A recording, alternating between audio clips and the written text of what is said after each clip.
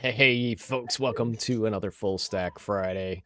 So we are working on an AI demo, just extravaganza type app like kitchen sink. If you can do it with AI, we're gonna throw it into this dashboard that you can kind of like click through and see different AI samples.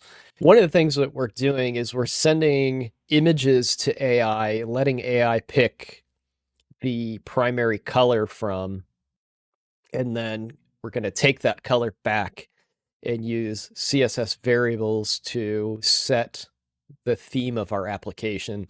And we're going to build like a little database where we can hold all of our photos and themes, and then let the user pick their favorite theme from the catalog, right? So the way we're doing that is through CSS variables, and I've got a demo out on my GitHub of like all things CSS with Blazor front end development. And these things apply to anything, but if you're doing Blazor dev, it's probably going to be a little bit more relatable from this presentation. Let's see. Oop, wrong one. GitHub. I guess I could have clicked on my GitHub link from my website. It is CSS for Blazor developers. So if you go to my GitHub, it's github/edcharbonneau/ and then you can just look for CSS for Blazor developers presentation. There we go. We can walk through different slides. It talks about all kinds of stuff: Sass, CSS isolation, controlling scope, and all of that. The important bits that we're going to focus on today is this CSS custom properties or CSS variables and controlling scope. So with CSS variables, what's nice about them is they follow the cascading capabilities of CSS. So if you define a variable in your root, you can override that variable in a component scope. So in just any CSS selector, basically. So if I have a div on my page and I apply a style, in this case, it'd be called component scope, I can override that variable. And for that div and that div only, that color will be different than the rest of the application.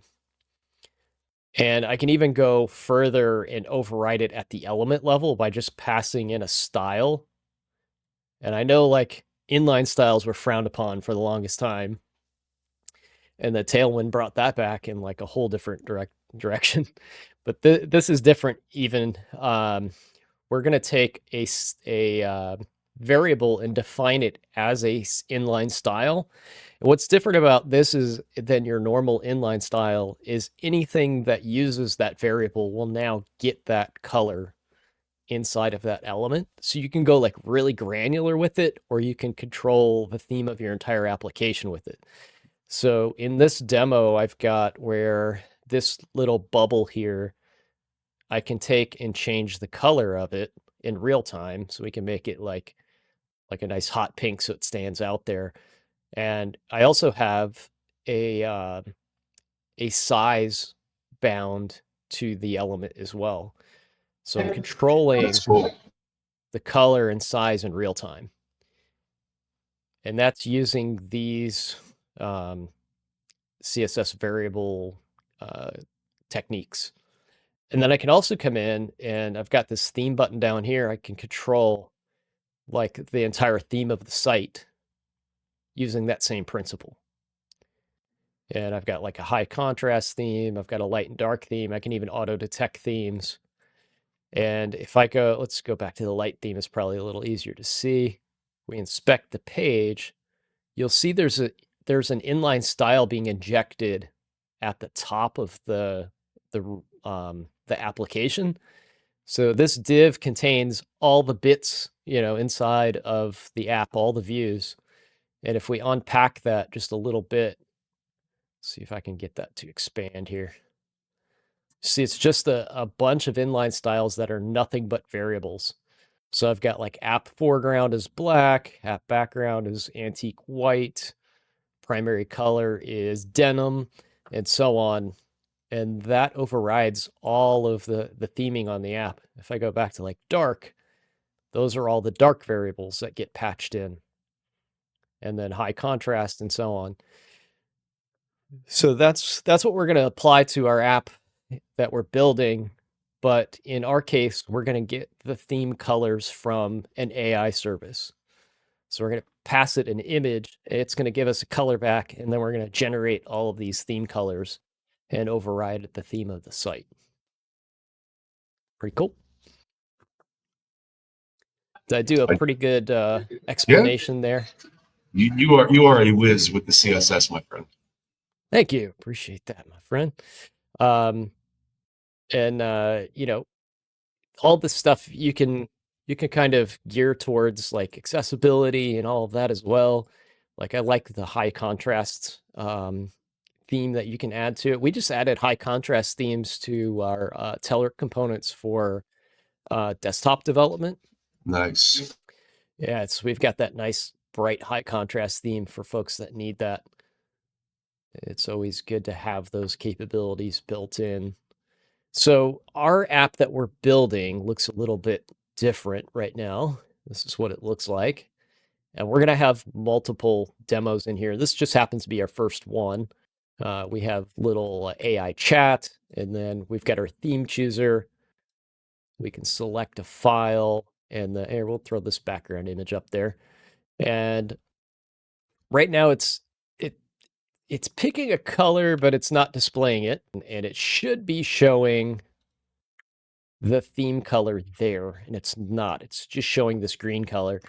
That's because we haven't implemented the capabilities for that yet. Let's close this guy out, and we'll focus in on the app. We've got a method that we built on the previous show that generates the colors, and it drops them into this main component. And this create theme function will take any one color, and it will generate all of the CSS variables that we need to control the palette.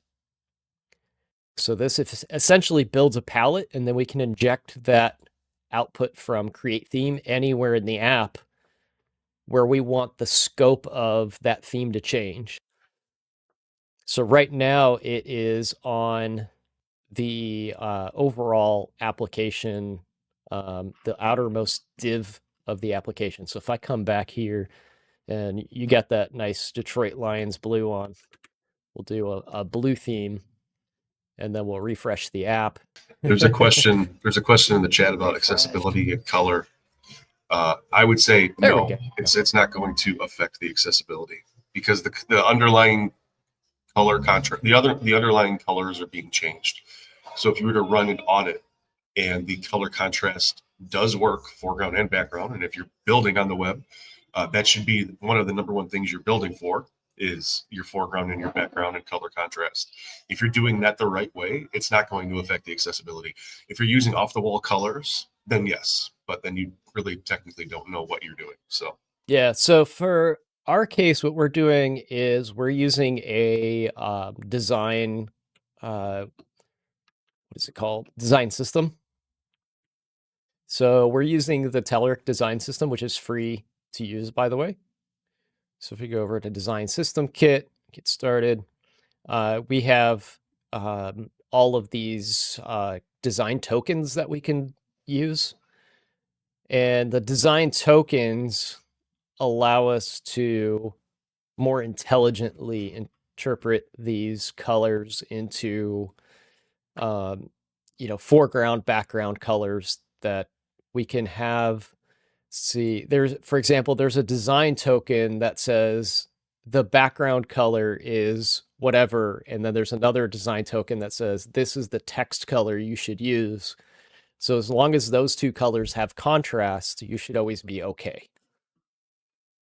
So that's the only piece that we'd have to kind of check is, do these two design tokens have color contrast? And there's a whole section on color contrast and accessibility in here. So you could read through all of this stuff if you wanted to get into the details of it. But here's all of the the variables, and these are the two that I was talking about. So if I have an app surface that is light, then I want to have this on app surface be the polar, well, not polar opposite, but you know what I mean, the contrasting color. Yeah. If I right click on this, let's see if I'll be right back, Ed. Okay, no problem. So if I click into this, let's see if I can get the color up on the screen. There's the color. And there is a built-in accessibility tool in here. Where is that tool at? I'll have to ask Chris when he comes back. There's an accessibility tool built into this. So you could check the color against the background and make sure the contrast is good. But that's where those two variables are found. And if I always make sure that these two things, even if I flip them, it would be okay. If they were the same color, that would be a problem. So we want to make sure that our app surface and on-app surface are always contrasting colors when we're using this design system. That may vary from one design system to the next. So we can jump back over to our app, and you notice we changed the theme to blue. But what I want to do is take that theming function that is on this outer div, and I want to be able to use this everywhere in my app because there's different places I want to target where we create the theme at, so we can have a theme chooser. So I'm going to reuse this bit a lot, and right now it's just kind of defined in the root template of the application. Yeah, I can drop that Telerik link, by the way. And again, that design system is a free-to-use tool that we have out there. You can read more about it at that page.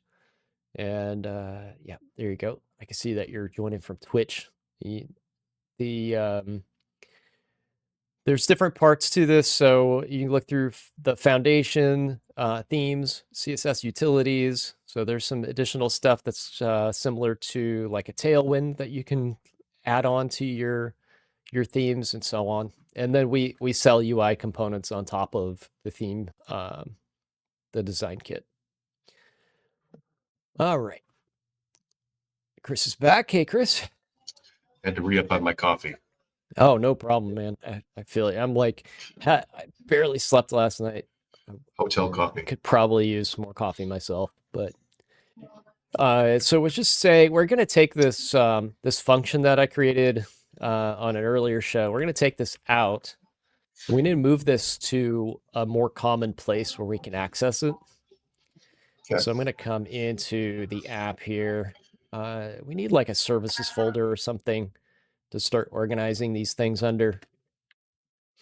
So we'll make a new folder and we'll add in this new class. And we'll create a theme state object. So we're going to need to control some theme state instances as well. So we'll drop it in theme state. Probably needs to go inside the class. That'd make it a little bit better. And these are static functions, which means they can be used without creating an instance of this object. So we don't have to new up a theme state to take advantage of these. We can just call these functions in and use the output of them. So now if I go back here, this is going to be a red underline because I just took that code out of this file. And what we could do actually is we could put this in a global using statement or import statement. So you could say at using,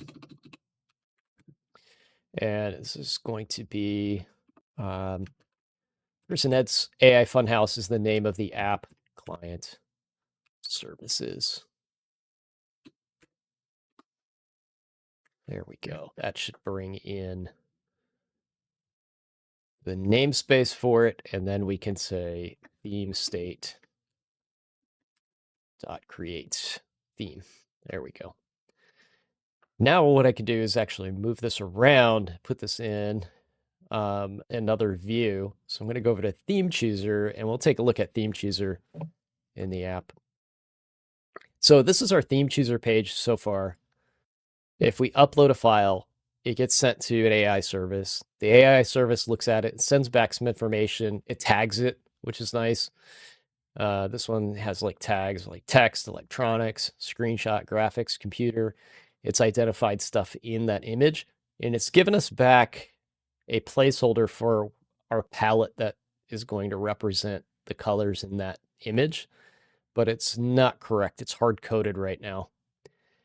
So what we need to do is go to the card that's displaying that information and create a theme for that card. And I think I'm actually going to put it on an outer div just to make sure it gets the full scope of the card. So we'll do that, and then we'll create a style, an inline style, and then we'll call theme state dot, let's see, we might need to, there we go, theme state, there we are, create theme, and then we're going to pass in the value that we got back from the AI service. And I can see here, we're inside of this if statement that says if the image analysis is not null. So I know that image analysis is the object I'm getting back from the AI. And it has, let's see, where is the color? There it is, color. And accent color was the variable that comes in. And now we've got that. And then you'll see that we have a Telerik color palette. This is a UI component, and it takes in a palette of colors. And those colors correspond to the CSS variables that are already in the system. So when we override the variables in this inline style, that color palette should pick up those new colors and display them here. So let's give that a shot, see if that worked. Hey, I want to do a mic test. Does my mic sound a little bit better? I just flicked on like an original. Yeah, it sounds a lot better. Okay, yeah, because I was messing with it earlier and I flicked the switch on like a different, like non something or another. So now I think I flicked it back up. So I think it's picking up all the sound now. Yeah, it sounds like it's doing some noise suppression now. Yeah, it's a pretty nice mic. It's a Samsung Go mic. It's a small little one that I use as like a travel mic, and it clips onto the. It just clips on. You can clip it onto stuff, but it's USB powered. It was like $30 at Best Buy. Not sponsored by Best Buy, but it was like $30 a few years ago when I bought it. So I love it. I keep that, in my mobile workstation.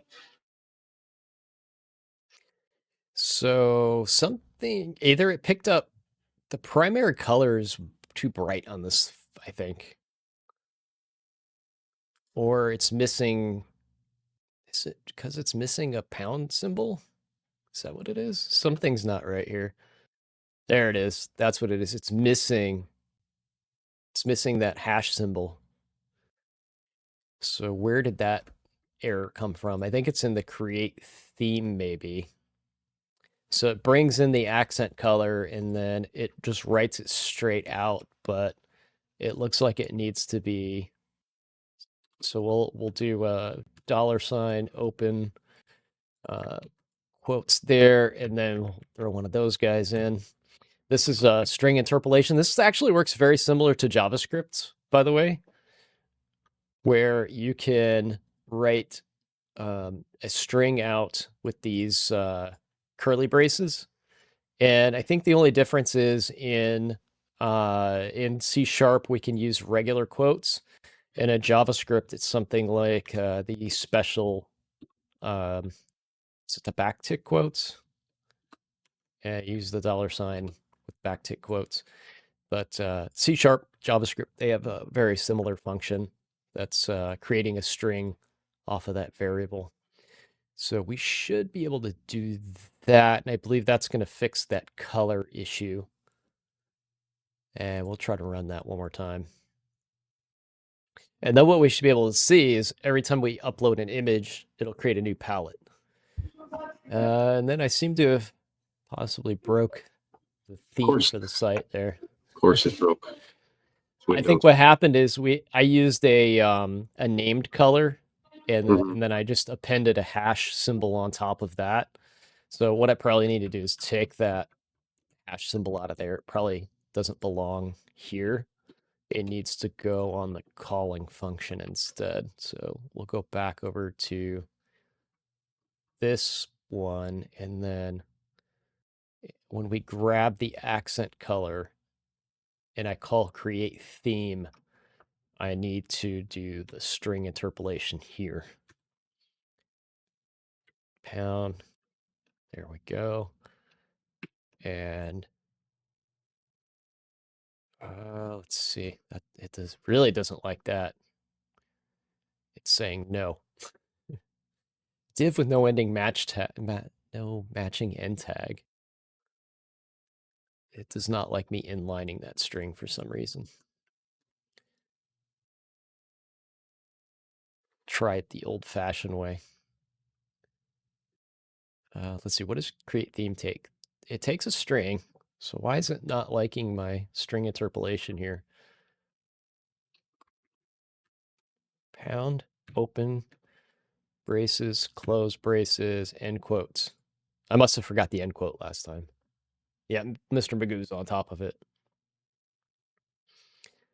All right, so let's rerun this guy.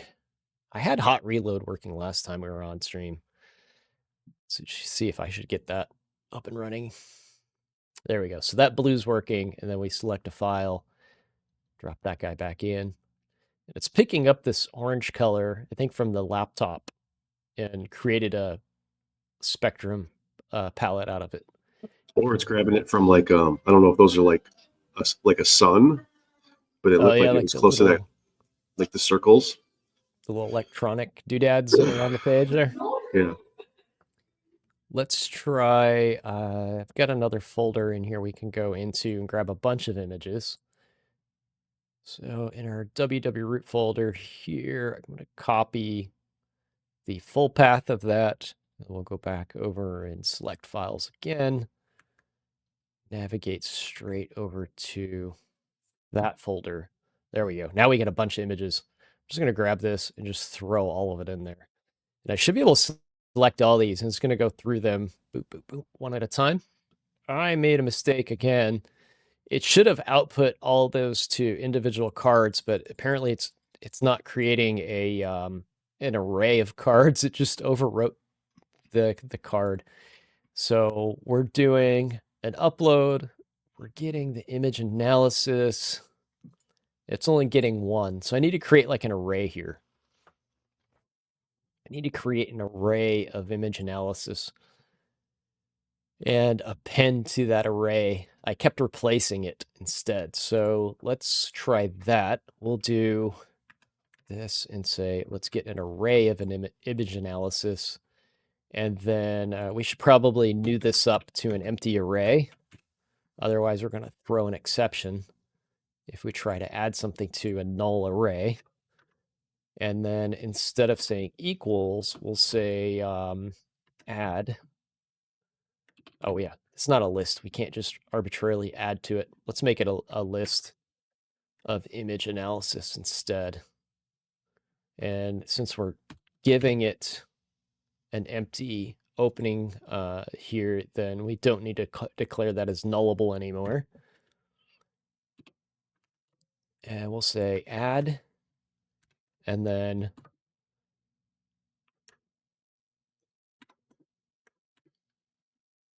we'll add the JSON deserialized image analysis like that. Let's go ahead and break this into 2 lines, make it a little bit easier to read. We were talking about this on yesterday's Eat Sleep Code. Like, does more lines mean better code? Sometimes it does. In this case, I think we want to get back the image analysis. And then we'll go ahead and add it to the array separately. And that way we can do some extra processing here if we need to, which we probably want to check this and make sure that it came back with something usable before we go adding it to our array of image analysis. And we've got a missing semicolon. Hey, Thindle, welcome. They're asking Chris about pizza. We'll get his comments about New York versus Detroit style pizza when he comes back. And that does not seem right. Why is it throwing this at me? Specifying type arguments explicitly. Is this because it's a nullable image analysis? Something's unhappy here. Let me revert this code back to where it was working, and then I'll try to add it to an array after that. Something got messed up with the there's probably like a parentheses or something out of place. All right, so we've got our image analysis.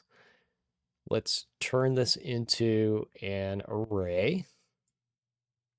Actually, let's do this first. We'll take this and set it here. Take this and turn it into a list. List of image analysis.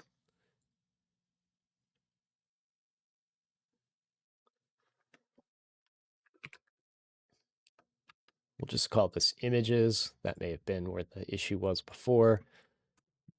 And then we'll say images add, and then we'll add in the latest image analysis here.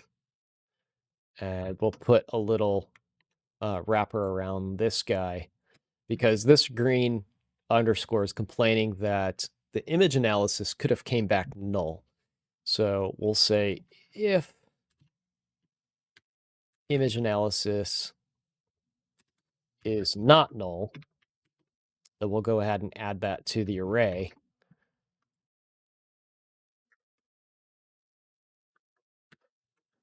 And that will make the compiler happy, because it knows there's not going to be an incident of adding a null image to this array.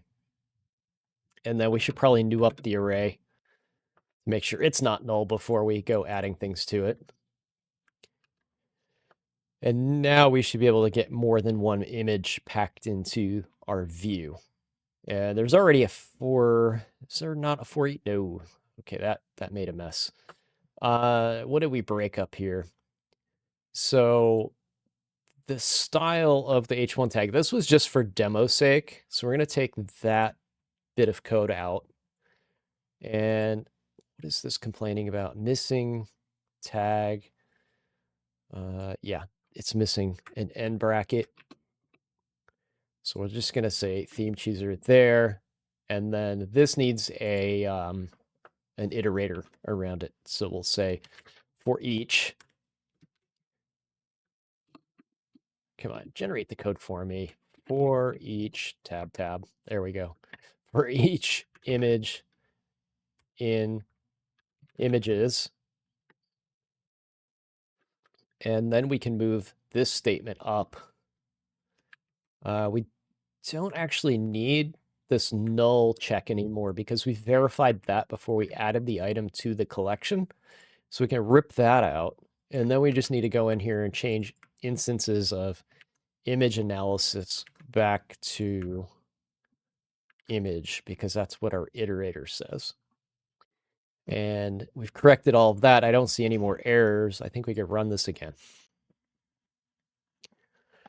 So while you were gone, Chris, I took the image analysis that we were doing and made an array out of it. So now I can come in here and select a bunch of images and hit open, and it will display all of them instead of overwriting. There we go. Oh, it's still. Ooh, it's duplicating them.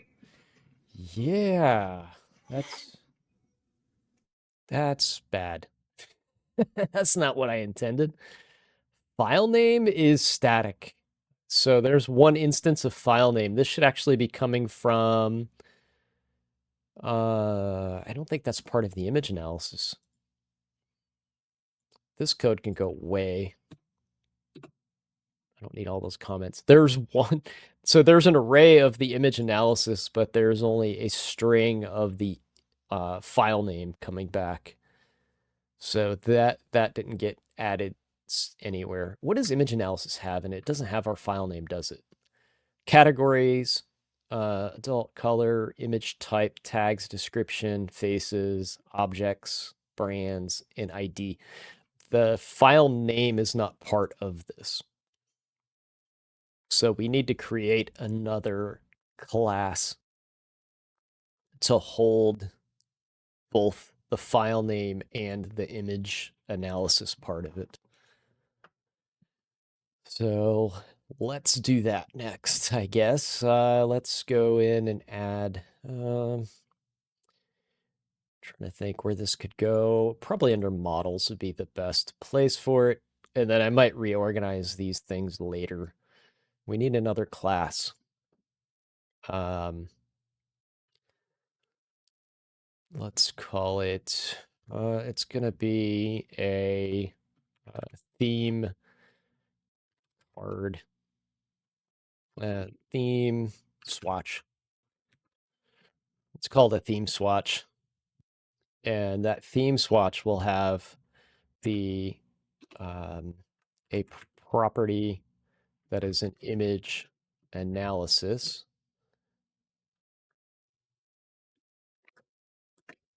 So that'll have an image analysis, and then it will have a property that is a string,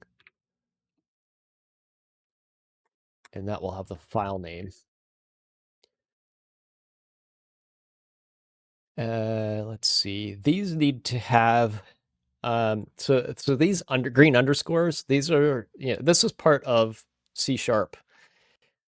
This is telling me that I'm defining a class and I have two properties on it and they don't have a default value and they're not marked as nullable.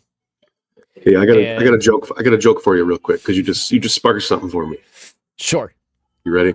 Why did the developer wear glasses? He couldn't see sharp. He couldn't see sharp. Okay, sorry. It's a good one though. It's a classic. I know, right? Like you said C#, I'm like, oh, I have to tell this joke. Like it just popped into my head. So we've got these two properties, and basically the compiler's saying, like, if somebody creates a new theme swatch and they don't set these properties, there's going to be a null reference exception. So there's a couple ways we can handle it, and one of the easiest ways to do it is just say this is a required property, and then, oops, why did it jump? Required property, and that will enforce the person who calls new theme swatch to set these. And if they don't set them, then they're going to get the error, not me. So we'll come back here now. And we should be able to set this up as an array of theme. Oh, we don't have the import statement. Let's go over to imports.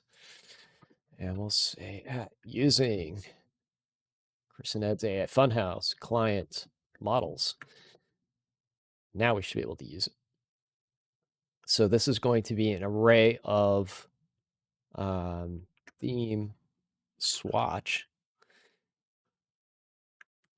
And then we're going to get the file name. We're going to get the image analysis.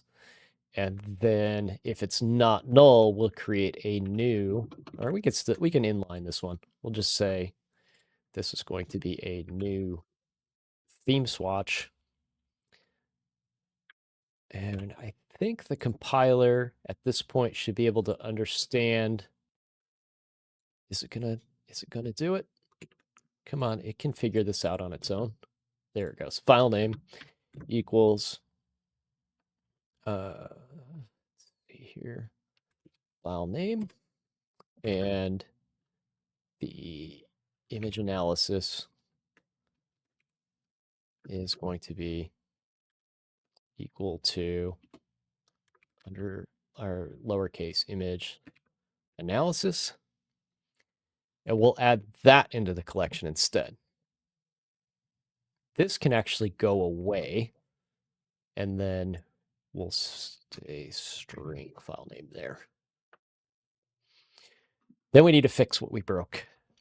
So we're not going for each over images anymore. This is going to be over a theme. And we'll say for each theme swatch, then we'll look at the theme dot image. Come on, IntelliSense. You know you want to help. Why is that not working? Type is not given in the. It's a C# thing. We have a list of theme swatches. Why can't we iterate on them? What is it angry with me for? We should be able to have. Oh, I'm not accessing the collection. I'm going right after the type. It's still images. We should call this swatches or something. That's where the brain fart happened right there. Naming things is hard, is it not? Yeah, naming things, doing math, waking up and getting out of bed. Life is hard. Life. So I should be able to say theme file name now. So hopefully that made sense. Like I upped the abstraction level just one bit, and I just combined our two pieces of data into a view model, basically. So theme dot, let's see, this was part of the image analysis, right? So anywhere it says image, I should be able to grab that text, and there we go. That should work. Look at each card, though. It has the colors from the photo. That's awesome. So we're cooking now. We're starting to cook. How can we make this layout better? You could probably help me let's with this. see.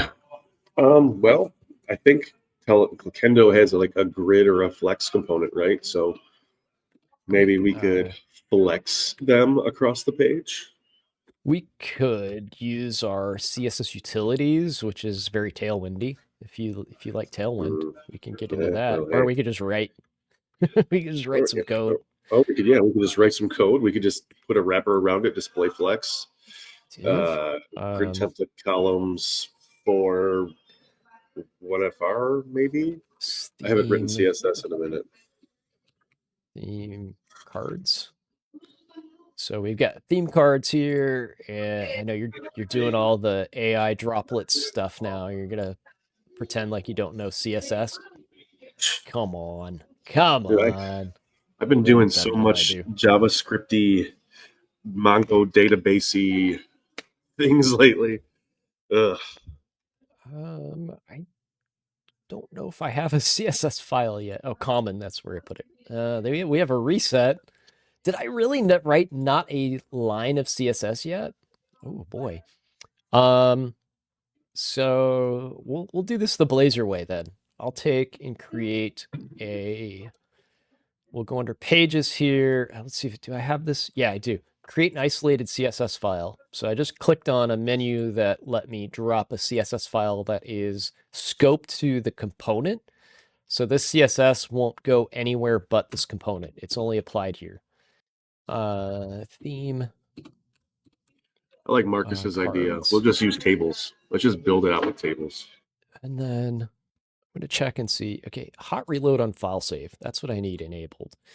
And we'll open up the app here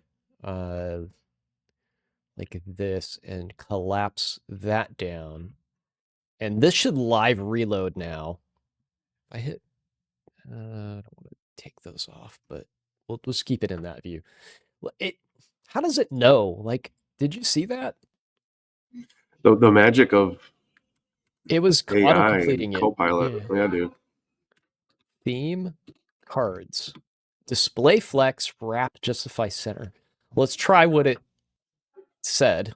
I'm assuming because cards is in the class name that it's going to think that you're going to want to flex something about that. And that hot reload didn't seem to work for crap. Did I not put the isolated CSS in there? Maybe that's so what it Thindle is. said isolated CSS file will not be included if you're running .NET Watch. You need to restart it. So maybe that has something to do with it.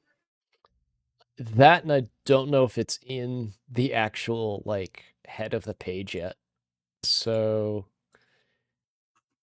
let's see. I have is there an app or is it in router? It should be an app.razor. App.razor.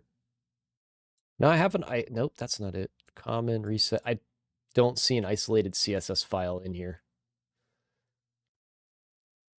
Right? No, Thindle said it goes don't. into the joint Oh, there it CSS is. file. It should be right there. Let's go ahead and move it to the bottom. Should be this one. So I'm going to just rebuild it because hot reload is a hot mess sometimes. There we go. Now it's going to work. It worked right before I made it restart the whole app. I think I'm going to get stickers made that say hot reload is a hot mess. I like that. And it is. And now it's not working again. It was just there. Did you not see it flash? Like so do this. Just do a test, add a background color to the body or whatever, just to see if it works. So it's not being applied. I don't see it being applied.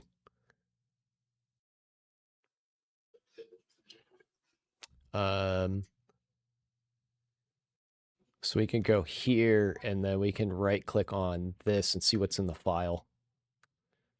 Or I thought you could. Let's try open a new tab. There's nothing in it. Absolutely nothing in it. So why is there nothing in it? We have the Razor file.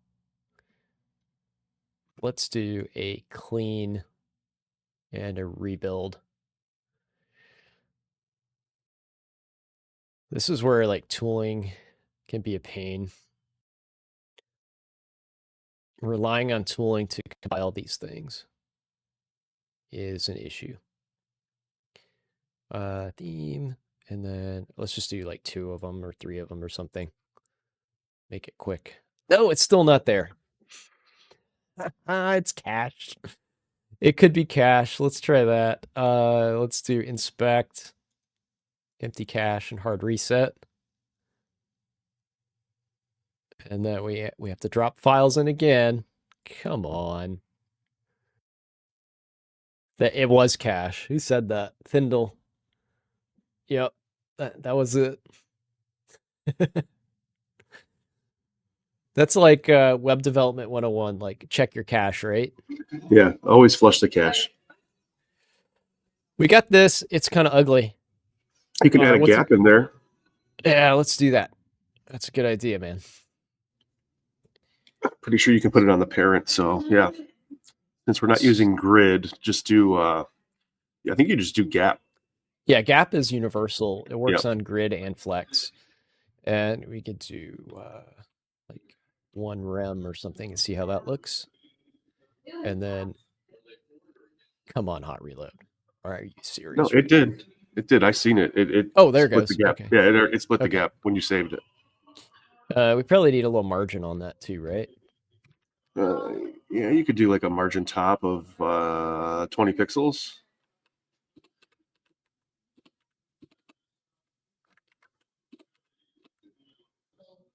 There we go. So nowadays, that reloaded fast. Yeah, nowadays there's on the front end we're moving away from using margin and padding. It's like inline. There's like other terminology for it, but it does like different calculations. You know what I mean? It's like start block and end block or something. Yep. I haven't used. Yeah. Let's try block because it is something with block. So the reason for that. Inset, like it's inset block and yeah, there's different ones. I just don't know them off the top of my head. I saved it. Okay, that killed that. So that actually may be the left and right version. So let me see what the equivalent of margin top block CSS you do is. that, and I'm going to try it here as well. So, okay, so you could use margin block. Margin block is the shorthand property for the top and bottom, which is the start and the end. So if you do margin block like 30 pixels, 60 pixels, that'll be the top, bottom, or the start and the end. So we could shorthand that like this. And then that's going to be both the top and bottom, right? I believe so, yeah. So the difference between margin block and just margin is, and I don't know how this affects the top bottom part, but if you're doing like, say, what was the other one for the left and the right sides? So it would be, is it margin start? So yeah, there's margin start, margin block start, margin block end, and then there was other ones I think too for. Is it not margin? Padding? But there's, okay, so there's top, bottom, and then there's the left and the right. And the idea is that you're using semantics that don't define that it is left and right. Here, I want to put so this in the. If you're using the left to right, right to left, like language, Yep. what is it called? It's just the writing. It's the writing language. It's the direction. Yeah. The writing. The writing mode. Yeah. Yep. So if you're writing mode, like say you do a script language from, I think a lot of the Middle Eastern ones are right to left. Right to left. Yep. Then it will swap out the padding and margin to the correct language direction. Yeah. So that's what those are for. Yeah, they're called CSS logical properties, and there's a bunch of them. There's block size, border block, border inline, inline size, inset block, margin block. There's a bunch of them. So I dropped a link in the Twitch chat. Let's see if we do a comment here. Let's move it all. Oh wait, it was doing it. Let's try that one more time. I hate when you accidentally. Boom. So if you write a comment and it did none of them. Let's see. Let's try another one of these. Let's do use CSS logical properties for margins and padding. And that should prompt Copilot. And Copilot failed miserably. This does work from time to time, by the way. Dropping comments in will prompt engineer Copilot to do things better. Let's see what happens when I type margin. It's just doing standard IntelliSense. Margin inline 0. Is that one of the properties or no? Let's do it. I believe so. I can't do that right now. Inline. Yeah, margin inline is a property. Okay. So this will help in some cases to get, like, people complain like Copilot isn't generating good code, yada, yada, yada. And if you just add a little bit of context to what you're doing, it will help. It will give you way better answers for what you're doing. We probably should start. I think that centering was a bad idea. That's this one right here, right? If I take that off, yeah, that's better. I think it should start from the left and work its way over. So that helped with the layout. Good deal there. All right, so we want to change these buttons up now. And what we want to do is select a theme from this list and then apply that to the site. So see how this one's red. I want to be able to click one of these buttons and then it should make our whole site red rather than just the swatch. So let's try to see if we can do that. I think we got just a little bit of time left to kind of work that in. Are you good for another 20, 30? Yeah. All right, so I'm going to do a little tab bankruptcy. Just get rid of those so we can focus back on this. And we've got buttons in our card. So right now they're just placeholders. And instead of like, let's just delete one of these. So we only have 2 to work with. I want to keep the like button in there for later. Do something else with that. For now, let's focus on the share button and change the verbiage here to apply. And then we need to add an on-click event. And then we're going to create a method called apply theme. And we haven't written this yet, so we need to be able to do that. And I can delete this nonsense. And we need a method. Right now, it's just going to be void, which means it's not going to return anything. It's just going to perform some action. And we named it apply theme. And when we click apply theme, we're going to apply the theme. And when we do that, we should probably pass in some sort of value. And I think we could just get away with passing the color, the accent color. Because we're going to call a create theme method again somewhere else. So we need to pass in, actually, we need to do the string interpolated version of it. So on apply theme, let's see, we need to open up a set of braces on that. And we'll apply the theme with that string. And I've got a bunch of red undersquiggles because something's not closed properly. There we go. And then we need to tell apply theme that it's going to take a string of accent color like that. And still have an underscore here, and it's trying to convert the method here. The signatures don't match up, so we can do this. What this is doing is it's the on-click event is an event that takes these mouse event arguments, and when I try to apply this or set this apply theme method, it takes an argument of string and not of mouse event arguments.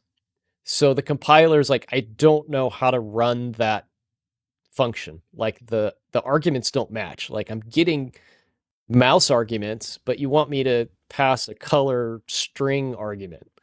So what this is doing is it's saying this function basically is throwing away the mouse arguments, and then it's running another function in its place and delegating to this one, and we're passing the argument directly here.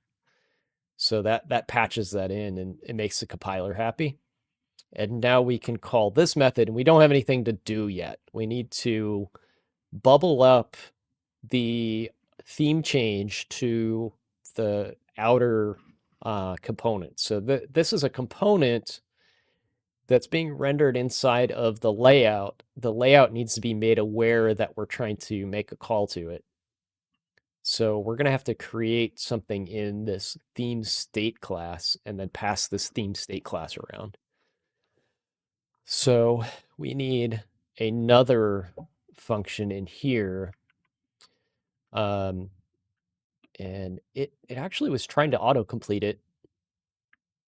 I have a habit of just canceling out of that thing. So we probably need something like this to set the accent color globally. And then we can read that in, and then we need to tell the application when this has changed as well. So we could do something like, maybe that'll work, set the color. And then when we set the color, we'll have to notify the application that the color was set. We'll get to that in a minute. Let's try this and see what happens. So let's see, we're setting, what did it pick as a default color even? Like this is all Copilot so far. It's just like, you're gonna need this. This is color. Oh, it picked it out of a CSS file apparently because it's searching. I want to search the web, not my computer. Okay, so it picked like a blue color from one of our CSS files. So that's pretty cool. So it's going to pick that color by default, and then if this is private set, we won't be able to override it. Or no, I'm thinking, let's see. No, we can set it there. Okay, so we could call accent color set, and then we need to call this from here, but we need to inject the theme state to be able to use it. So we need to go to program CS, and we need to make theme state available to every component that wants to use it. The way we do that is by calling builder services add scoped theme state. Thank you, AI, for completing that line for me. And this will new up a theme state when the application runs. We'll stop hot reloading for a minute. And then on our theme chooser page, we're going to call theme state. We'll also name it theme state. And I forgot the inject. Inject. Okay. Just decided to overwrite what I was typing. Inject theme state. We'll call it theme state. And then down here, we can call theme state dot set accent color to accent color. Now that should set the theme state. We need to actually make use of it though. So we'll go all the way up to our main layout, and in the main layout, we also need to inject it. Inject theme state.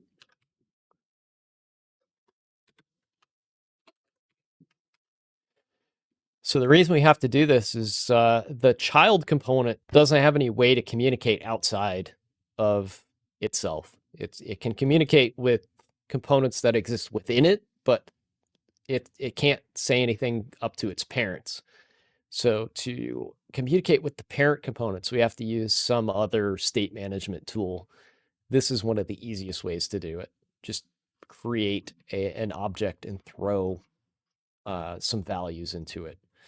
And then this theme state, we already have this theme state create theme here.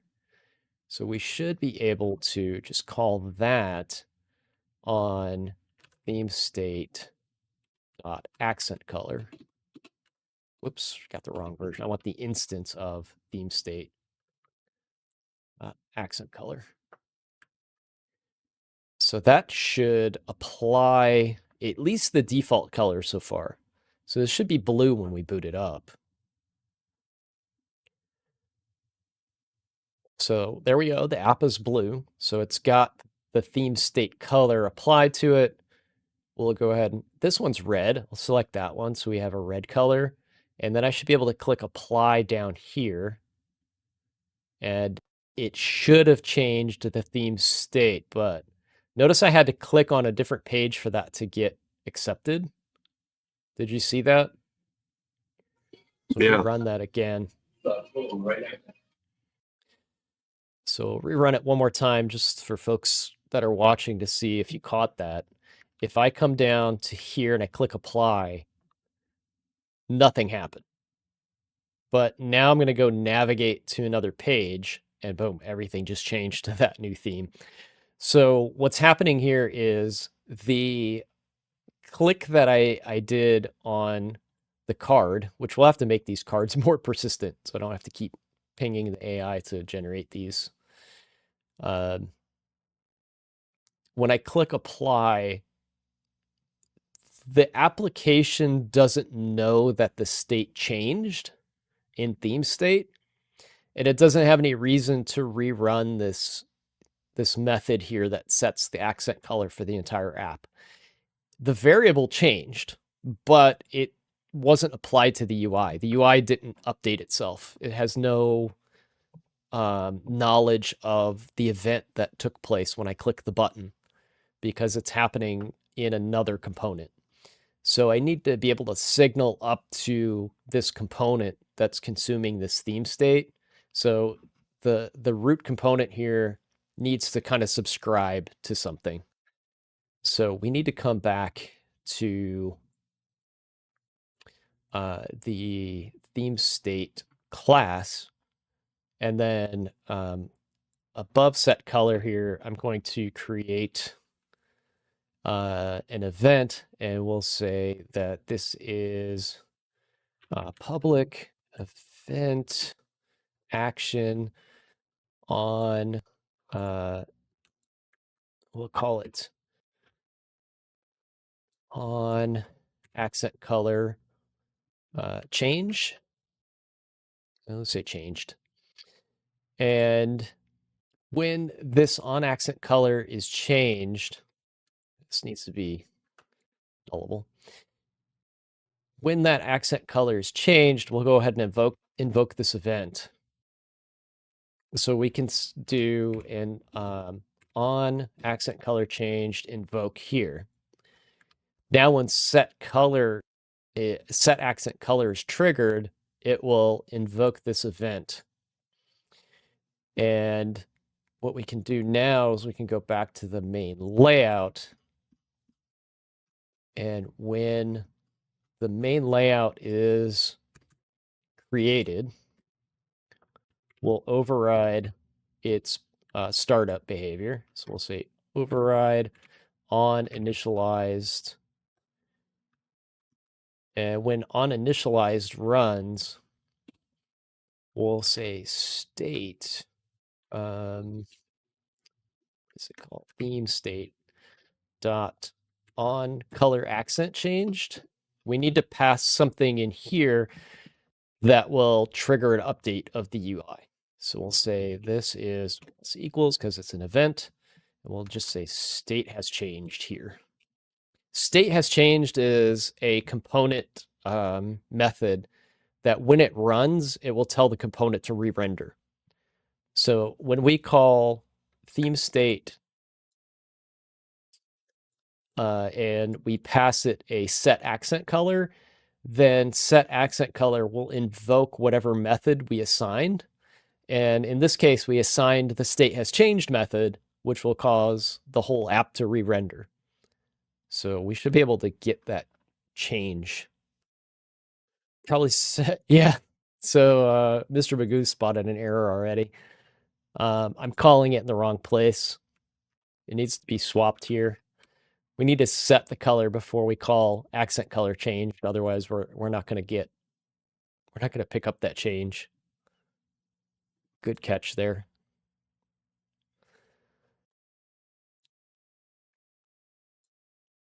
So you ready to add Blazor to your resume, Chris? Maybe. I don't know. I'm still not convinced. Boom.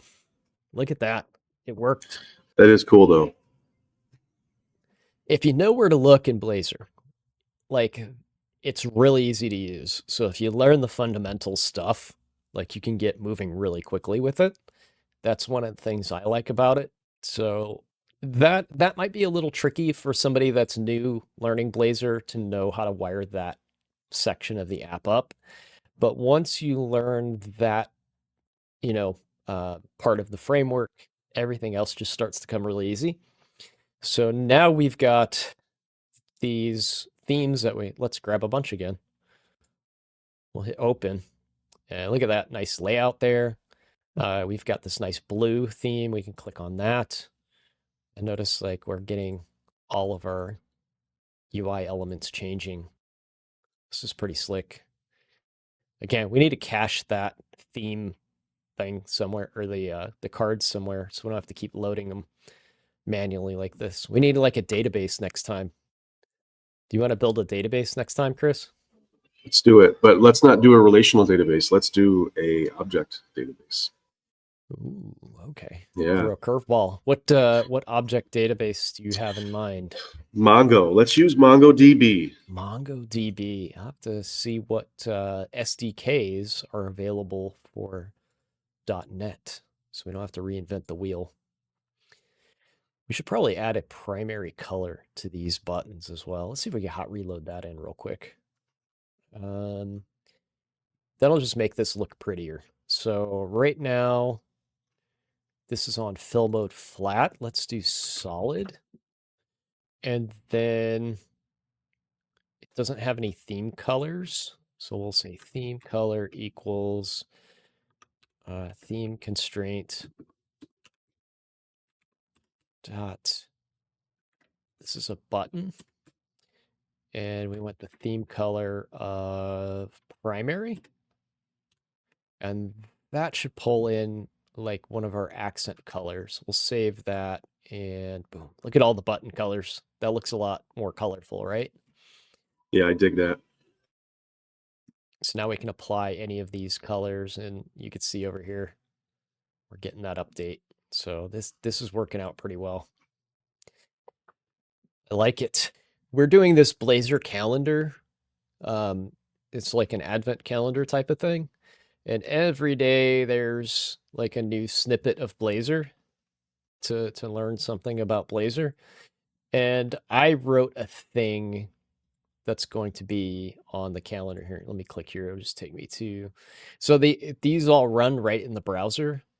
So you can run this, and then this one shows how to do like an alert box. Oh, look, there's a little snowman in it. So it shows you how to do that. I've got a demo that's coming up in this. Hopefully this doesn't crash the stream, because this is pretty processor intensive, because I can't do something simple, Chris. You know that. I've always got to do some elaborate crap. We'll run this. This is going to load a large language model into the browser, so we don't have to make calls to like a service and pay money. So this is loading in a large language model into the browser inside of Blazor. All right, no strings attached here. We're not doing like open API. We're not paying for any of these tokens or anything like that. And we can say, what is an advent calendar? Generate. An advent calendar is a special calendar that counts down the 24 days leading up to Christmas. This is coming directly from the browser and nothing else. This is dope. A large language model embedded into the browser. It loaded it in real time while we were talking on stream. So yeah, you can have a little chat with your model without like any connection strings, APIs, sending tokens anywhere. So keep your eye on the Blazor calendar, and that demo will be included in it. And then I'm writing an article about how that got made. So keep your eye on our blogs and the C# advent.christmas. It will appear in there as well. So it's like 50 articles for C# coming out every day. It will be in there as well. We'll see you next time. Here we go. Later, skaters.